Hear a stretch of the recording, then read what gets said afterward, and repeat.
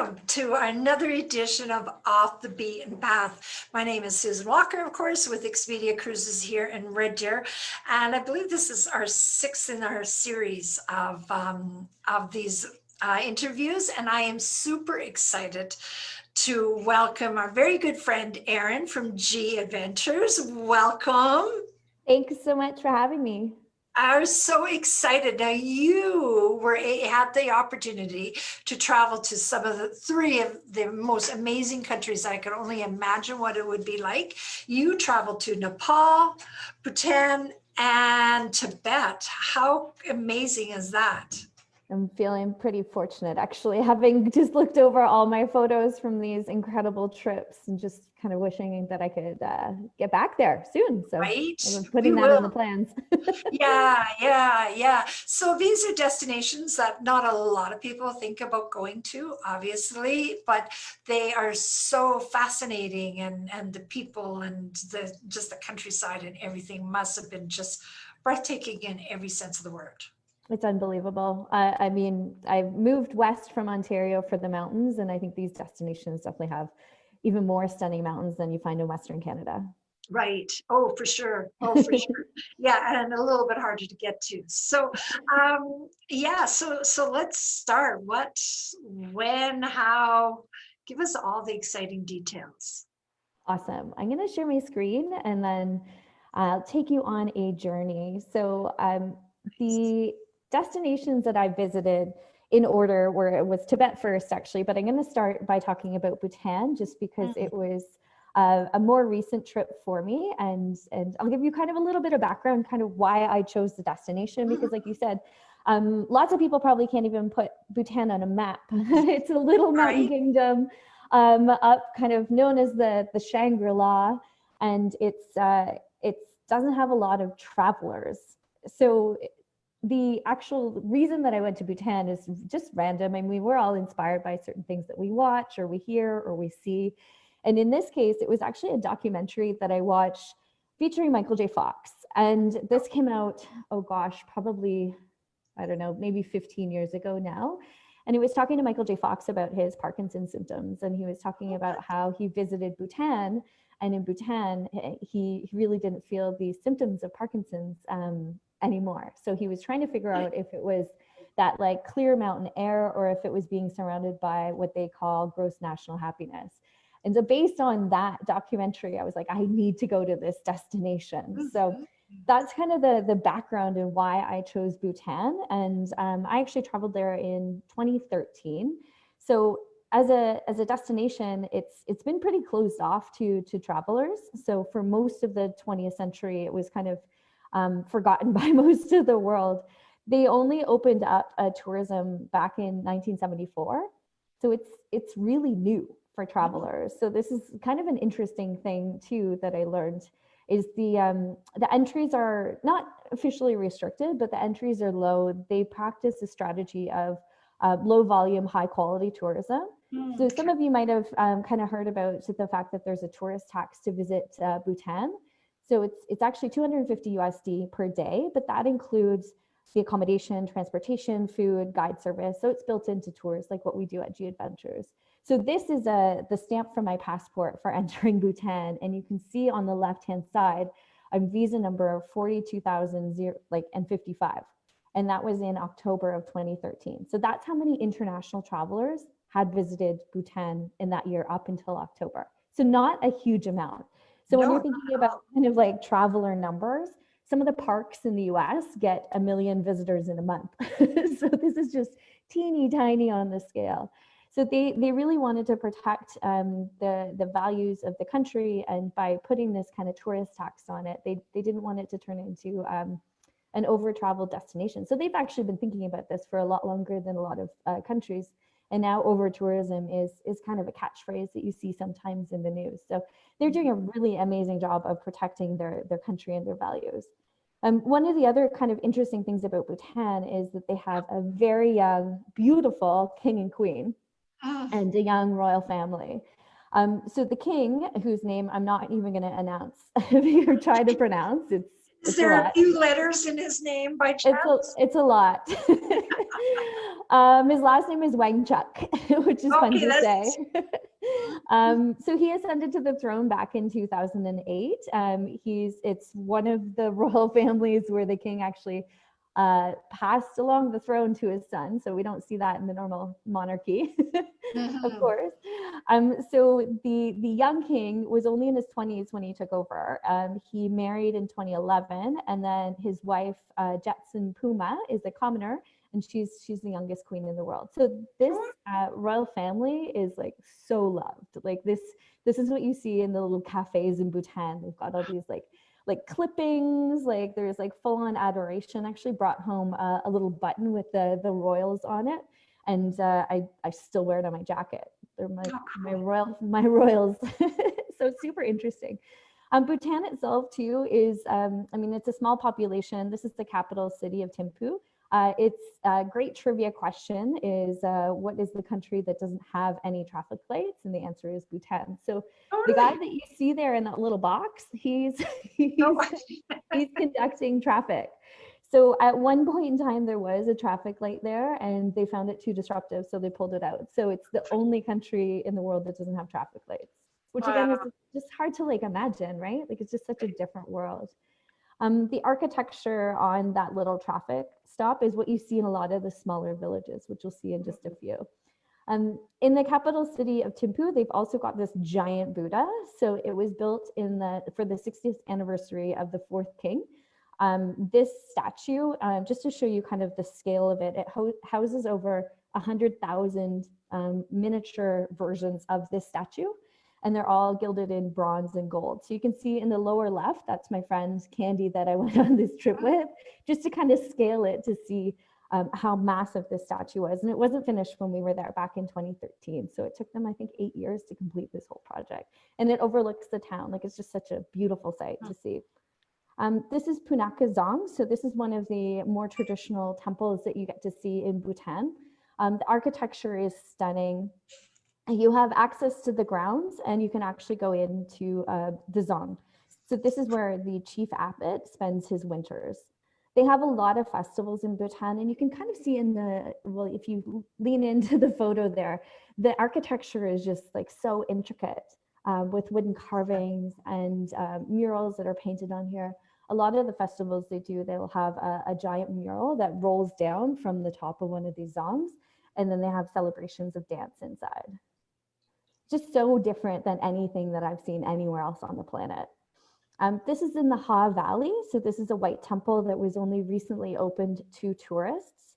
The white temple here is, there's kind of like interesting stories behind everything. So in this case, it's believed that a black and a white pigeon were released to select where to build the temple. The white pigeon landed here, and that's why the white temple is where it is. So there you go.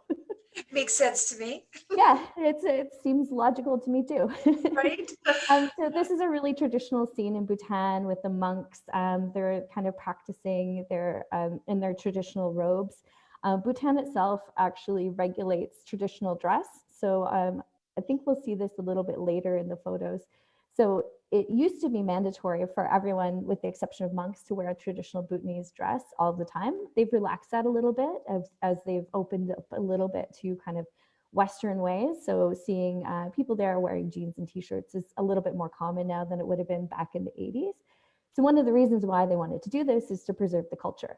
And I think that's so amazing. So anyone now that is in Bhutan that works in tourism or government or hospitality, their uniform is a traditional dress. Okay. So it's really amazing as a traveler to see that, and they're really proud of it too. One of the areas that we got to visit on this trip too was up in the mountains. We did a hike up to a nunnery. I've never been to a nunnery before. It was really amazing to interact with the young girls. They were quite interested at the time why I wasn't married and why I didn't have a whole bunch of children. So it just seemed that they had so many questions about everyone in our group, especially the travelers that were there as like solo female travelers, because it's just a little bit different world for them. The hiking in the area is so beautiful. I mean, you get this crisp mountain air, it's rhododendrons and pine trees. And here you can see one of the young nuns was one that was asking me the questions about why I wasn't married. That's funny. It was interesting to answer. Yeah, So, right. yeah. So they speak English well, or did you do it through an interpreter? Yeah, they do. So they actually in Bhutan, they have free education and healthcare for all citizens and all residents. So English is part of their curriculum. So they're still practicing, but they were able to have those kind of conversations with us, even with the younger nuns that were there. And here's some more images of kind of the traditional architecture. So this is one of the temples that's in Paro. So there's two main cities in Bhutan, Paro, which is where the airport is. And you might have heard about the airport in Bhutan. Maybe don't Google it. You have for sure. So it's high in the Himalayas. There are only 8 licensed pilots that can fly into the Paro airport. I didn't include any of my photos from the flight in, because when I was arriving into Bhutan, I had my camera with my big lens on it, and I was like so excited to take photos out the window. And I looked out the window and the ground was so close that it was just like not worth taking a photo with my big lens, and not in a scary way. It was just the mountains they're so steep on the edge. So the pilots are landing onto, of course, the international airstrip there, but it's beautiful. It's something that, and I guess I should say also, you're not flying in like a little Cessna or anything like that. It's larger aircrafts that are landing in this area. Felt completely safe, but it's a beautiful scenic flight, built for adventure for sure. For sure. Now, another scene that you see in Bhutan is chilies. So on the roofs, you find chilies. So first off, I mean, having rocks to hold down a roof is just different. Different to me. I keep thinking, oh my gosh, my dad would lose his mind if he saw this, because he's a builder. But the chilies that you see on the top. So Bhutan has the highest chili consumption per capita out of every country in the world. One of their most famous traditional dish is actually chili cheese. It has a traditional name, but the translation is chili cheese. So it's these chilies dried, and then they're mixed with farmer's cheese, which actually is pretty salty, kind of like a feta cheese. Okay. And so it's almost like a stew, like a cheese and chili stew, which might be your thing, it might not, but it's served at every meal in Bhutan.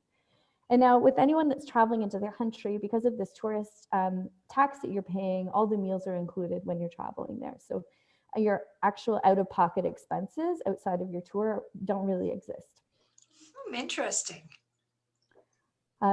There's another shot of the chilies. So they just like love their chilies. They also use them to keep away evil spirits.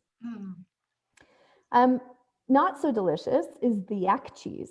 So that's what you see here hanging on the strings.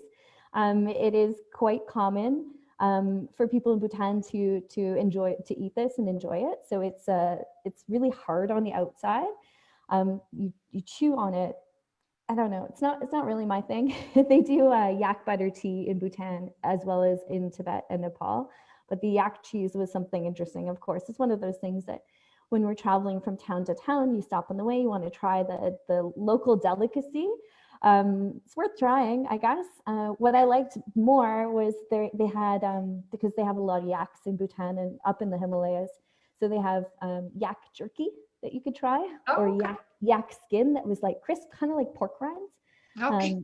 Yeah, interesting. I mean, I eat pretty much everything, so it's always worth giving it a go, but very, very strange eating something that's so chewy that's on a string that's cheese. Here's another kind of little town. You can see the beautiful architecture there, the mountains in the background. The hiking was incredible in Bhutan, and the trip that I did, we had 3 days of hiking, like back to back, with 2 nights overnight camping. So we're camping up in the Himalayas, and we did the Bumdrak trek. So going up to visit some of these monasteries that are located like at close to 4,000 meters in elevation, walking through these like tiny, I don't think we'd even call that a village, tiny little mountainside vista, I guess we'll say. And what you see here also, the prayer flags are everywhere. So in Buddhism, they believe that the higher you are up, the closer you are to the ears of the gods. So they put these prayer flags up in the mountaintops. So there's ones that are on the strings, and then there's ones in the background there that are on a post that hang up kind of like flags. We saw little monks, tiny little monks kind of sitting in their homes up here. You can kind of see them in the background. They're so adorable. And this is one of the campsites that we stayed at. So really beautiful. There was literally no one else around. This is such a great destination if you want to get like really off the beaten path. We didn't see very many other tourists because it's so regulated in Bhutan. You really have the country to yourself almost when you're visiting there. There's me with long hair from a while ago, hanging on to one of these Buddhist prayer flags high up on the mountaintops. Now, one of the major sites that people are excited to see about that I haven't even mentioned yet is the Tiger's Nest in Bhutan. So this is achievable by foot only. So after our 3 days of hiking, we hiked more. And we got up into the Tiger's Nest. Start to finish, it was about 5 hours. When we were there, it was super misty and clouded, and it is located on the cliff, kind of in the middle to the right of your screen there. It's pretty magical. So this is the photo that that I would have liked to get. My photo was covered in clouds, so I borrowed this one from the G Library. The hiking up to this, it's going up to see this Tiger's Nest, which contains 13 holy relics. You're not allowed inside, but you're allowed to get up there. It's a big pilgrimage site, especially for people in the Himalayas. And of course, like everything in Bhutan, there is a story that goes along with this one. So it says that they say that the Guru Padma Sambhava landed on the back of a tigress in the 8th century on this site, which is why they built the fortress here. So you have the chance to hike up. It's about 3,000 meters above the valley, and beautiful vistas, and just like such a spiritual place. I mean, you've possibly seen this on TV programs or in books, and it really lives up to everything. What's not shown is on the way up, you actually stop at this little tea house. So you can try yak butter tea if you're feeling adventurous, or you can have normal tea and cookies with the locals that are also making the pilgrimage. So it's a really neat experience. So it's not over visited, it's not over touristed, and you're walking along the pathway with people that are from the same country too, which is pretty amazing. So what is the hike like, Erin, up there? So the hiking itself, so when I went, the travelers in my group ranged in age from, I think the youngest was probably 28 and the eldest was about 75 or 77. Okay. The hiking it's not technical hiking, so there's no like rock climbing or scrambling or anything like that. It is higher elevation, so that's something that people should be prepared for. But you don't need altitude sickness pills, so it's not as high as something like doing 𝘽𝙬𝙖 or even like the Inca Trail. The paths are sometimes existent. So some of the paths we were walking in, it just felt like we were the first ones to walk on that path. Wow.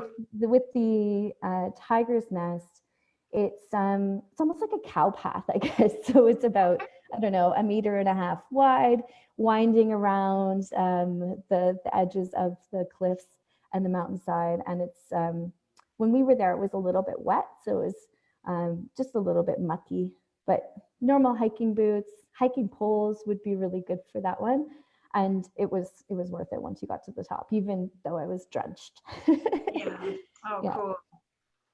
So Bhutan is just, I mean, from this, there's a traditional dress I mentioned earlier. So it's just such an amazing country. So there's a couple other kind of really interesting things about them as a nation. So they're the first and only carbon negative country on the planet. They are, they've mandated, so their gross national happiness, I guess I should explain that a little bit more. So they choose gross national happiness over gross domestic product. So they have 4 pillars that they measure themselves on, which include sustainable development, preservation and promotion of cultural values, good governance, and a healthy environment. And part of that is that they actually have protected their forests. So in their constitution, they've mandated that 60%, a minimum, is protected some forests. So they can't remove the forests in those areas, which I think is just so amazing. They also didn't have, yeah, so they've definitely led an example that a lot of other countries could consider taking bits and pieces from to follow. They also didn't allow TV or internet in until 1999. So, No way. yeah. Cool. So like the Western influence really has only arrived into Bhutan in the last 20 years, 20 something years. So it is really that kind of like mountaintop Shangri-La, magical place. And I want to go back, obviously, you can tell. Oh, I yeah, can't no wait. kidding, right? I actually remember when I was sitting on the airplane getting ready to go, the flight attendant or stewardess was like, "Oh, how was your trip?" And I said, "Oh, I don't want to go. I'm so like in love with this magical country." Like I had almost like a tear in my eye, and she goes, "I know you'll be back." Okay. So, Oh, that's so it's really sweet. nice. It was like a perfect way to end a Right. visit to this like beautiful mountain magical land. And Yeah. they are probably just, they can hardly wait to have us come back again. Yeah, it's so interesting. I mean, it's that's another thing too, like the exchange of culture is really interesting. So one of their pastimes there is archery. So that's their national sport. So we actually got to go and visit a site of archery and have conversations with people there about what they love to do with their free time, and they're interested in us as much as we're interested in them. And I think that's such an amazing thing about travel, is that exchange of culture and like understanding other people's lives and kind of seeing it through the eyes of a traveler rather than through the eyes of a tourist. Right. Yeah.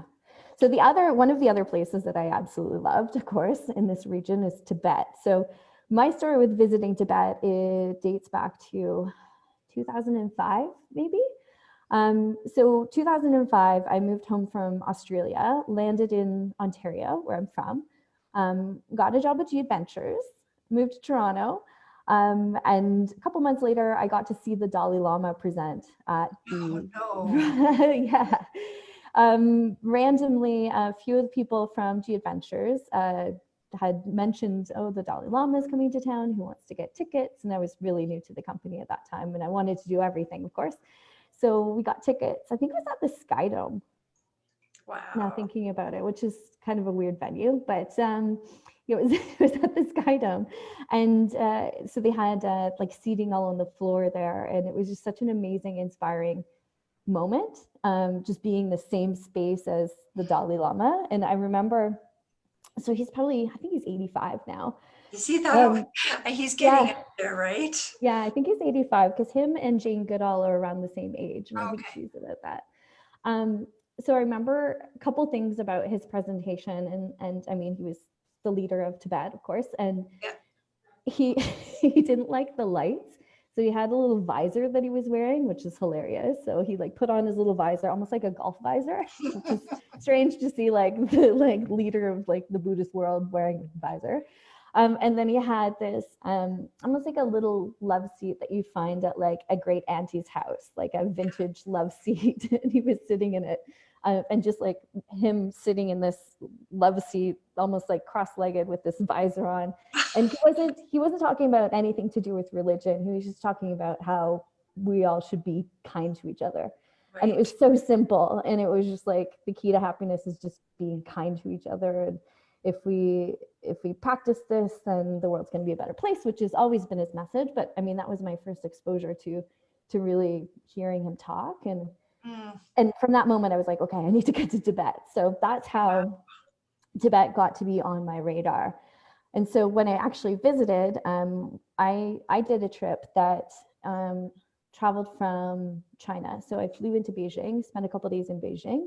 And at the time, we were running a tour called the Tibet Adventure. So it took the high altitude train from Beijing to Lhasa, which is, I think it was 48 hours.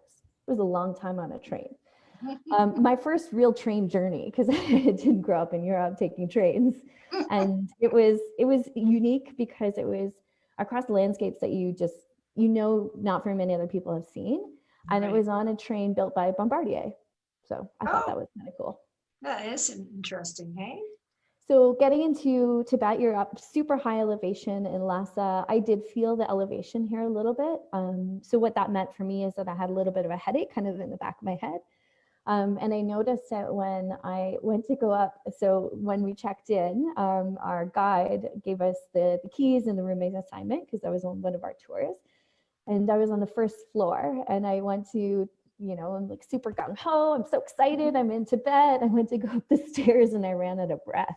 Oh, And no. like, oh my gosh, I'm out of shape. But it's the elevation that just kicks your butt in Right. places like that. So for this one, I actually did pack elevation medication. So I just popped one of those because it works kind of like an aspirin to get you back to feeling normal. And just hydration is so important. So Right. drank lots of water and I was on my way. So the number one thing I wanted to see in Tibet was the Potala Palace. So this is was the winter palace of the Dalai Lamas from the mid 1600s right up until 1959 when the Dalai Lama went into exile into northern India.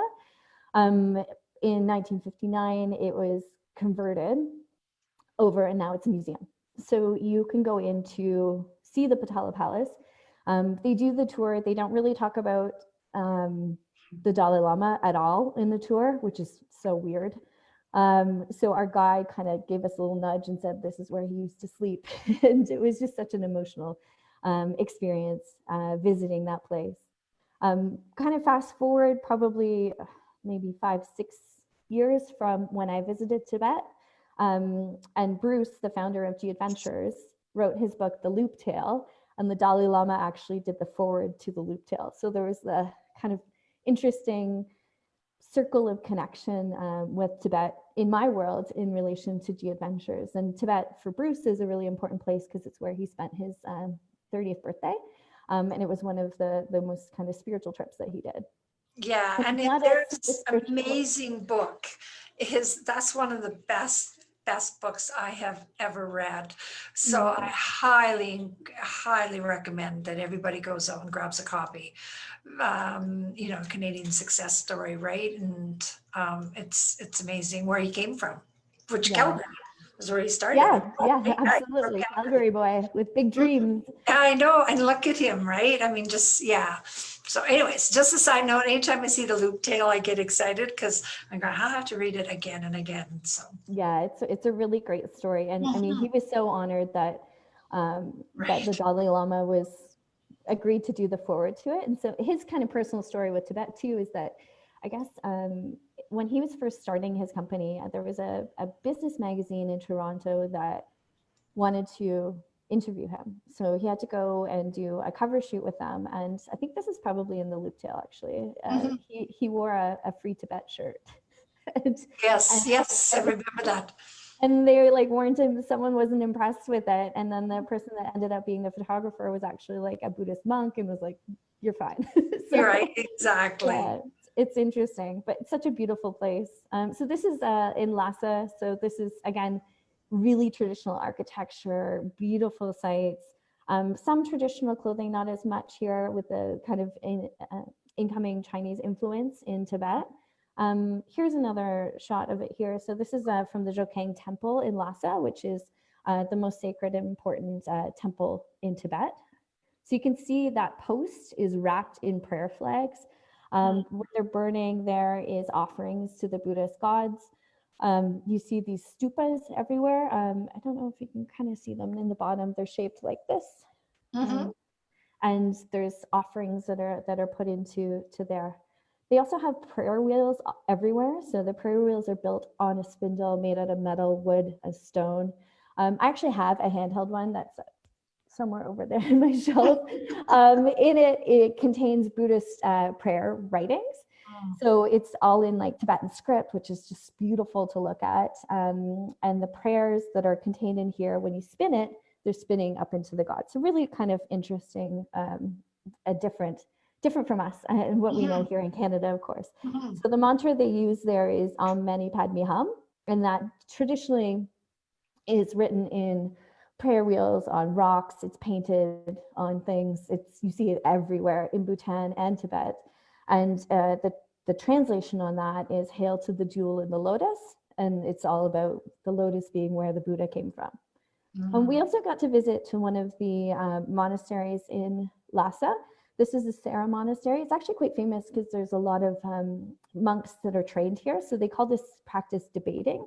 So it's almost like having class. It's like a monk class. So you can see the monks, they're holding something and it's prayer beads that have 108 beads on them. And then it sounds like they're yelling at each other, to be really honest. But they're like debating back and forth. They're conversing, they're training, they're teaching, kind of like you would, I guess, in school. So there you can see the prayer beads a little bit better. So there's 108 on there and they count them like this constantly through their hands. And the ones that are sitting down are training. We also got to go in to see 𝘽𝙚𝙖𝙩𝙚. So the 𝘽𝙚𝙖 fortress is one of the best preserved in all of Tibet. One kind of random piece of information here is that in Tibet, they use yak dung to heat the homes. So often, random. So often on the sides of the buildings or on the roofs of the buildings, you'll see things they're like this big, and basically it's like yak dung that have been pressed into patties. So they're very resourceful, and apparently it provides a very good heat source. So there you go. Nothing goes to waste. The lakes in Tibet are stunning. This is the highest salt lake in the world, so it's called Namso. It's at 4,718 meters. There's also the bones that are in this. So there's lots of these offerings. So these are yak bones here. So lots of these kind of Buddhist offerings on the highest peaks of the places that you're driving through. And just the scenery and the landscape is magical because you're basically on top of the world. This is another one of their lakes. So this is 𝘽𝙚𝙖𝙩𝙚 Lake. It's called, it's known to have the most beautiful water in the world. I mean, that color is stunning. It kind of looks like some of the lakes you guys have in Alberta.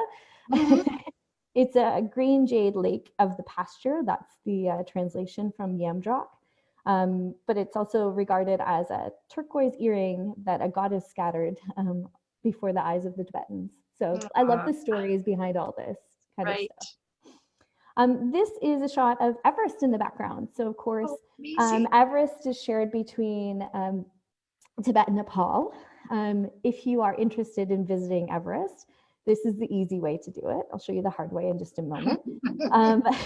This one, you get driven right up to Rambach Monastery. We overnighted here in a monastery and it was so cool. The elevation is pretty high. So base camp's actually at about 5,300 meters.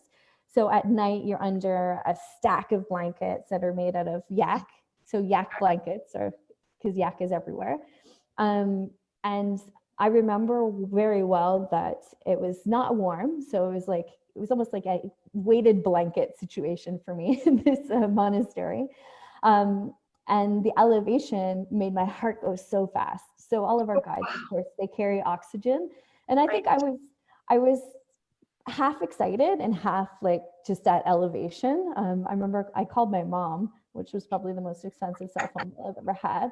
I called my mom and I was like, I'm in Everest Base Camp. And that was all I said. And, I was just so excited to be there. So from there to get to the actual base camp, it's a 7-kilometer walk, or you can take a bus. Now, because Tibet is run by China, they've actually put this route in here so that they could get the Olympic torch to the top of Everest in time for the Olympics, when they had the Olympics in Beijing. So the road's newish. You can walk on it or you can take a shuttle up to the base camp. It's completely up to you, but it's still the easier way to go than doing the Nepal trek. So you get up to the base camp here. So yeah, 5,200 meters high. And that's an old photo. That's me there in my toque, my jacket, my scarf, kind of chilly at Everest Base Camp. But it was cool. Really amazing. And so whenever people ask me if I've been to Everest Base Camp, I do say yes. Yes. And I let them know that I went the faster way to get there, which I would recommend. Yeah, for sure, right? But that's really cool to see where this all starts out. Would be just an incredible experience. Yeah, it's interesting to meet the trekkers too.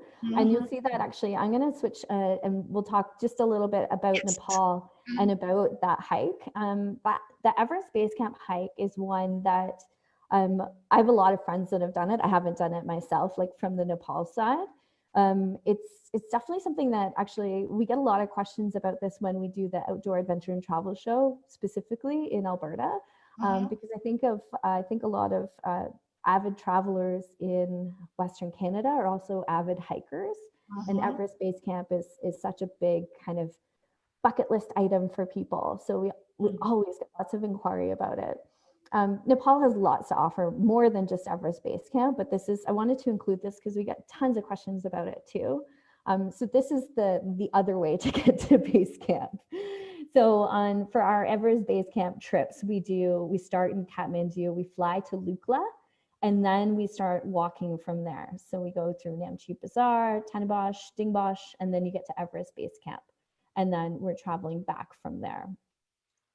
So with this one, it's big bucket list. It's a lot more than just 7 kilometers. Of course, it takes a 15-day trip. But you get more bragging rights than I have, you know. Right. Yeah, sure. You've earned it. And so I wanted to include just some of the photos from my colleagues about the Everest Base Camp trek, and then I'll tell you a little bit more about kind of my time in Nepal. So this is still on my wish list, I think. I think I'd still like to go back. I love hiking, and I think it's just such a beautiful experience. And the mountain landscapes look absolutely stunning doing it this way. Crossing this, yeah, maybe there's a lot of bridges. So, okay, not too sure. A lot of bridges. There's also more yaks. So yaks are used to support the camps and to support the whole journey. So with our Everest Base Camp trek, we're staying in tea houses, so we're not camping. And the tea houses are pretty basic, but they're supporting the local communities. Of course, they're locally run. The food's provided in the camps or in the tea houses, and the money's going back into these tiny little places that we're visiting. Right. So we're going and staying in places like this, which there's not a whole lot around there, little village town. Yeah, so you cross paths with some people that are actually doing the Everest Base Camp, Everest Summit. Yeah. So interesting to talk to those mountaineers too. Of course. To see the mountains, you can see the hiking. If you go to the lower right-hand side of this photo, some travelers there. And then these are the guys that are going to go onwards to the summit. So this is what you see at the other side. So on the Nepal side of Everest Base Camp, you'll find more people attempting to summit from that side than on the Tibetan side.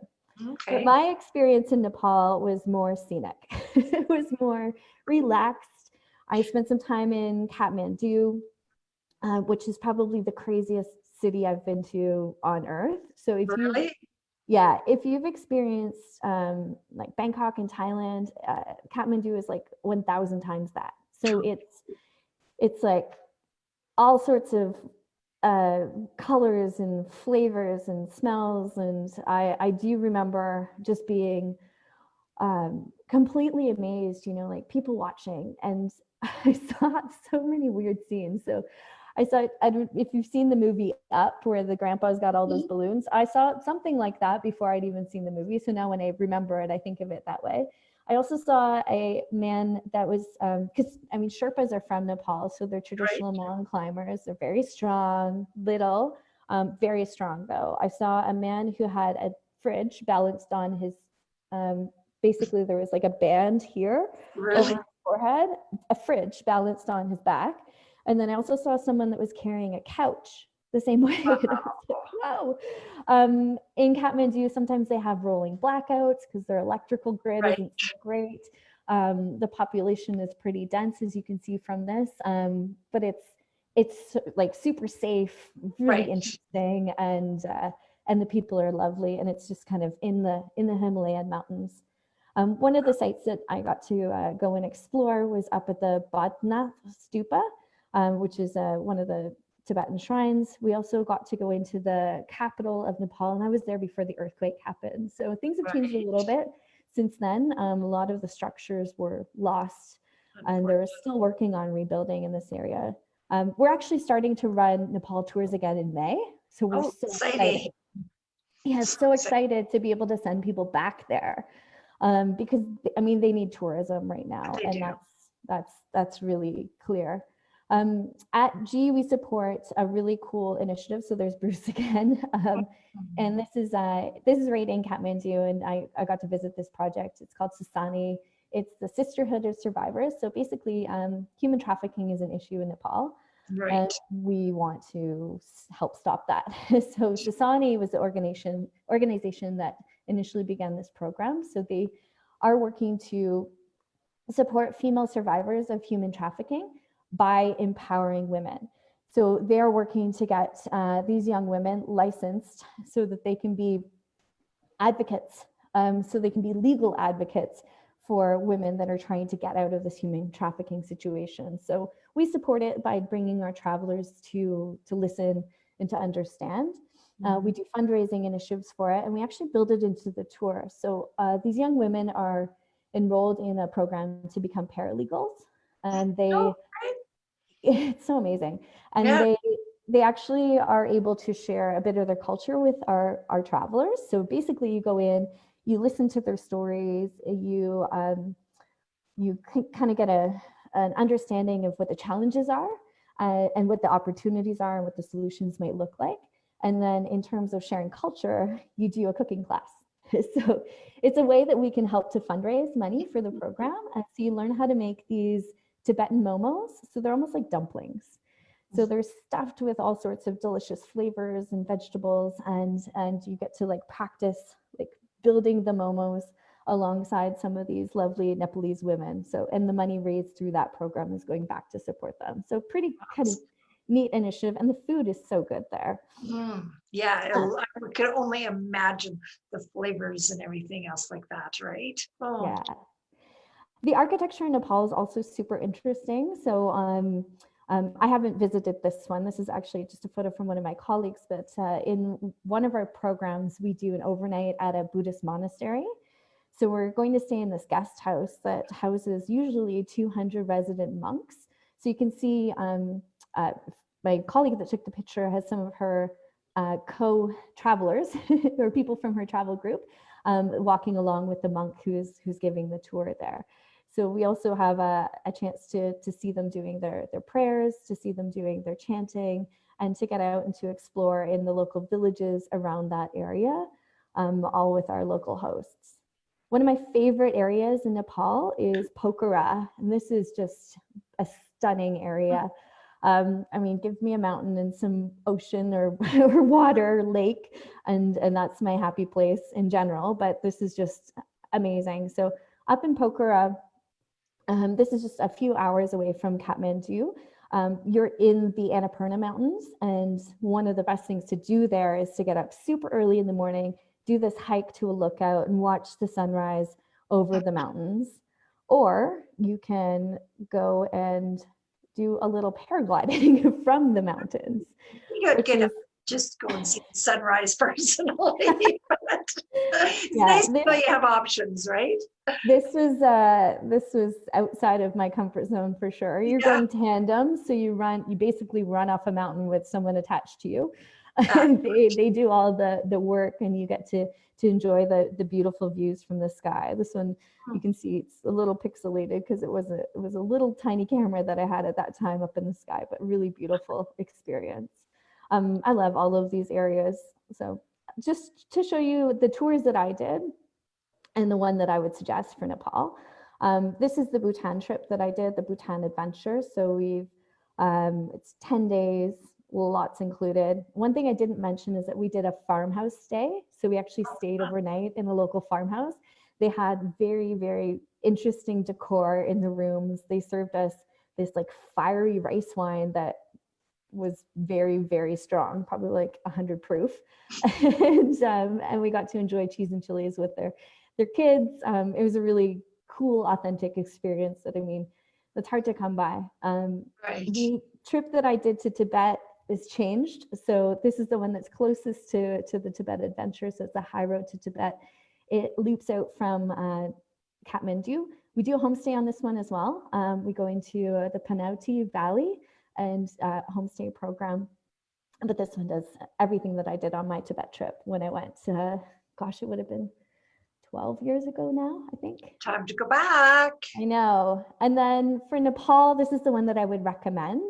This is part of our National Geographic Journeys collection. It's also been endorsed by Dr. 𝘽𝙚𖖩𝙩 because it goes into 𝘽𝙚 National Park. And Jane loves animals, and based on our animal welfare policy, she's highlighted about 20 of our itineraries and given her stamp of approval. So this one does that visit in the monastery where we overnight in the monastery. We are seeing all the highlights in Kathmandu, going into Pokhara, and spending some time in 𝘽𝙚 National Park looking for rhinos. So pretty amazing part of the world. I could probably talk about this for hours. And I could sit and listen and watch the pictures for hours. I know that everybody else watching could do that as well. So just a fascinating, beautiful, off the beaten path destinations that will be crying for our help and need us to get there. We think we're suffering. I can only imagine how the Sherpas and their family, how they've been affected with everything that's been going on. So our international community and our people that help make our travel a little bit easier when we go to their amazing countries. They need us. They need us to get back as soon as possible, right? And yeah, that was just absolutely incredible. I completely lost track of time. I was just all enthralled into everything that you did. That was what amazing experiences that you had. And we're so fortunate that you've shared that with all of us. So we really appreciate it. 𝘽𝙚 Adventures is an amazing company. As we said, it's Canada's, our company, with originating and with everything that Bruce and the company stands for. It's something that we need to celebrate as we come out of this craziness. So Erin, thank you very much. Thank you for everybody that's listening. Of course, if you want any of those trips, the experts here of Expedia Cruises we're standing by. We're ready to start getting you booked. Bookings you had mentioned earlier for 2022 are already booking up. Bhutan, how early should they book? If there's that limited amount of people coming, I would say at least a year in advance. I booked my trip a year in advance, and right now we have dates out through to the end of 2022, and some tours we have dates available even in 2023. But 2022 is going to be busy everywhere, and our group sizes are really small because we're only running these tours with like 12 or 15 people. So if you want to go, I would recommend getting it booked. Same with Tibet. I mean, there's limited numbers of people into Tibet too. So if those are on your wish list, they might be on other people's too. Yeah, absolutely. And we can put together private groups as well. Yeah, absolutely. So if you want to stay in your circle, which is understandable, an exciting way to go, we can also arrange that as well for anybody that wants to look at going those destinations. And of course, you travel all around the world. I was incredibly fortunate to experience Morocco with 𝘽𝙚 Adventures. That was a life-changing trip for sure. So, which is for another time. So thank you, my friend Erin. Thank you so much for taking your time out to spend with us and for helping us relive your amazing travels to those off the beaten path destinations. Thanks for having me. It's been really fun. Awesome. Thanks. And thank you for everybody tuning in, and stay tuned for our next one. Bye.